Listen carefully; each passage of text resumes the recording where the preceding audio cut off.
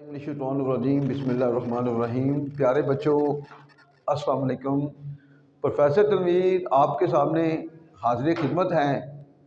प्यारे बच्चों, जैसा कि आप जानते हैं कि हम अपने बच्चों को अपने चैनल प्रोफेसर तनवीर टिप्स के ज़रिए ग्रामर सिखाने की कोशिश कर रहे हैं।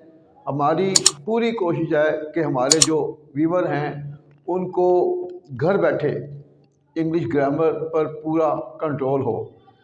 तो जैसे जैसे आप हमारा चैनल देखते जाएंगे, इंशाल्लाह आपको हर वो चीज़ जो ग्रामर के लिए ज़रूरी है वो आपके सामने वीडियो की शक्ल में आएगी। और इंशाल्लाह जैसे जैसे आप हमारे चैनल को सब्सक्राइब करेंगे तो हमारी हर वीडियो आपके सामने आएगी। तो इन फ्यूचर आप एक अच्छे ट्रांसलेटर भी बनेंगे। आपका स्पोकन में भी और राइटिंग में भी, दोनों में इंशाल्लाह आपका कंट्रोल होगा। ये चीज़ें वो हैं जो बेस हैं। तो बेसिक चीज़ें जो हैं वो बहुत ही ज़रूरी होती हैं बच्चों के लिए सीखना। तो आज हम डिस्कस करने लगे हैं केसेस ऑफ नाउन। नाउन की जो हालतें हैं, नाउन कहते हैं इसम को, यानी कि इसको हम इसम, व्हाट इज़ नाउन। नाउन क्या होता है? किसी चीज़, जगह या पर्सन के नाम को हम नाउन कहते हैं, इसम कहते हैं। आगे फिर जो है नाउन की जो अक़साम है उसको भी डिस्कस करेंगे इंशाल्लाह। स्टेप बाय स्टेप हम हर चीज़ आपके सामने लाएंगे। तो आज हम जो डिस्कस करने जा रहे हैं वो केसेस ऑफ नाउन, इसम की हालतें हैं। इसम की कितनी हालतें होती हैं? इसम की 3 हालतें होती हैं। एक हालत पहली जो है नॉमिनेटिव केस, नॉमिनेटिव केस या सब्जेक्टिव केस। नंबर 2 पे आ रही है ऑब्जेक्टिव केस और 3 पर पॉजिटिव केस। नॉमिनेटिव केस हालत फाइली, जो चीज़ फाइल का रोल प्ले करे, काम करने वाले, उसको हम कहेंगे नॉमिनेटिव केस या सब्जेक्टिव केस। और ऑब्जेक्टिव केस हालत मफूली, जिस चीज़ पर काम हो, जिस चीज़ पर काम हो उसको कहेंगे उर्दू में हालत मफूली और इंग्लिश में ऑब्जेक्टिव केस। तो उसके बाद है पॉजिटिव केस, हालत इजाफी, हालत इजाफी पॉजिटिव केस। इसमें मलकियत को भी ज़ाहिर किया जाता है। तो ये 3 हालतें हैं नाउन की। 3 शक्लों में जो है ये अपना रोल प्ले करता है नाउन। अब देखें, हम एग्जाम्पल से क्लियर करेंगे। सबसे पहले हम टच करेंगे नॉमिनेटिव केस, नॉमिनेटिव केस या सब्जेक्टिव केस। एग्जाम्पल से देखें, एग्जाम्पल हम दे रहे हैं। यू ब्रोक अ ग्लास, तुमने ग्लास तोड़ा, तुमने ग्लास तोड़ा। पास्ट इंडेफिनिट का फिक्र है, सब्जेक्ट है, वर्ब की सेकंड फॉर्म और ऑब्जेक्ट। तुमने ग्लास तोड़ा या आपने ग्लास तोड़ा। अब इसमें काम कौन कर रहा है? तुम, इसमें सब्जेक्ट कौन रोल प्ले कर रहा है? सब्जेक्ट का यू। तो जो ये यू जो है सब्जेक्ट का रोल प्ले करेगा, इसको हम नाम देंगे नॉमिनेटिव केस या सब्जेक्टिव केस। और उसके बाद हमने पहले पिछले लेक्चर में बताया था कि सब्जेक्ट क्या होता है, प्रेडिकेट क्या होता है। अगर उसमें भी देखें तो ये यू जो सब्जेक्टिव केस है, ये जो है सब्जेक्ट का रोल प्ले कर रहा है। और ब्रो का ग्लास, ये प्रेडिकेट है। सब्जेक्ट और प्रेडिकेट, यानी कि सब्जेक्ट के बाद जो बकिया हिस्सा होता है फिक्रे का, उसको हम कहते हैं प्रेडिकेट। तो ये भी चीज़ मैं आपको डिस्कस कर रहा हूँ, दोबारा रिपीट कर रहा हूँ। तो मतलब यू इसमें क्या है? Subjective case. हर वो चीज़ जो काम करे उसको हम सब्जेक्टिव केस के नाम से पुकारते हैं। तो यू इसमें सब्जेक्टिव केस है। इसी तरह आई हैव अ बुक, मेरे पास एक किताब है। इसमें आई जो है सब्जेक्ट का रोल प्ले कर रहा है, यानी कि हालत फाइली को, जो चीज़ काम करने वाली होगी उसको उर्दू में हालत फाइली और इंग्लिश में सब्जेक्ट या नॉमिनेटिव केस। तो इसमें आई जो है वो सब्जेक्ट का चूँकि रोल प्ले कर रहा है, तो आई इसमें नॉमिनेटिव केस है। तो आपको पता चल गया होगा कि सब्जेक्टिव केस कौन सा होता है। अब उसके बाद हम डिस्कस करते हैं ऑब्जेक्टिव केस। ऑब्जेक्टिव केस कौन सा होता है? ऑब्जेक्ट हमने ऊपर देखा था, ऑब्जेक्टिव केस हालत मफूली, यानी कि जिस चीज़ पर काम हो उसको कहते हैं ऑब्जेक्टिव केस। एग्जाम्पल से हम क्लियर करेंगे। वी हैव 7 बॉल्स, हमारे पास 7 गेंद हैं, हमारे पास 7 गेंद हैं। इसमें जो है वही क्या है? सब्जेक्टिव केस है। और 7 बॉल्स, ये क्या है? 7 बॉल, इस पे काम हो रहा है, ऑब्जेक्ट का रोल प्ले कर रहा है। तो ये क्या है, ऑब्जेक्टिव केस, यानी कि जो चीज़ ऑब्जेक्ट का रोल प्ले करेगी उसको हम नाम देंगे ऑब्जेक्टिव केस। उसके बाद देखें यू ब्रोक दिस टेबल, इसमें सब्जेक्टिव केस है, ये वर्ब के तौर पे यूज़ हो रहा है, पास्ट इंडेफिनिट का, तुमने इस मेज़ को तोड़ा, तो ये वर्ब है, ये जो दिस टेबल है ये ऑब्जेक्ट है, तो ऑब्जेक्टिव पर रोल प्ले कर रहा है, इसमें फिर दिस बॉल को हम क्या नाम देंगे, ऑब्जेक्टिव केस। तो अब हम जो ऊपर हमने डिस्कस किया था नॉमिनेटिव केस में, इसमें भी हम आपको बता दें कि इसमें कौन कौन से ऑब्जेक्टिव केस हैं।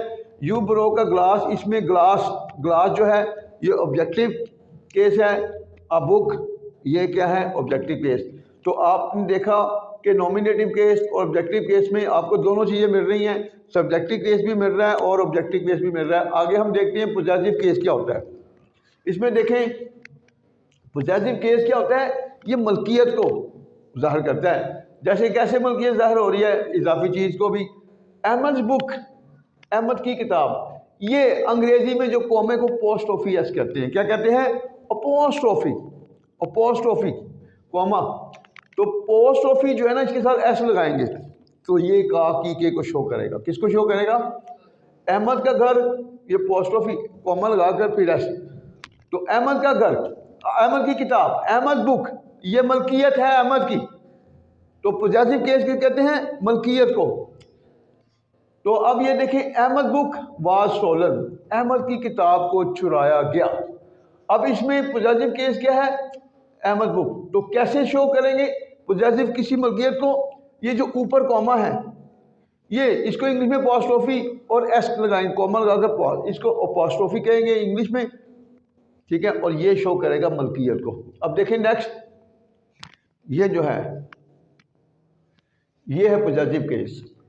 Girls pens are in the bag, लड़कियों के कलम बैग में है, सादा फिक्र है। अब इसमें देखें एक टेक्निकल पॉइंट आ गया, गर्ल्स पेन्स, लड़कियों का जमा आ गया। अब गर्ल्स आ गया तो लड़कियों की इंग्लिश होगी गर्ल्स, तो आगे तो आज हमने लगाया नहीं है, ऐसा क्यों नहीं ऐसा लगाया, अब मैं आपको बताता हूँ।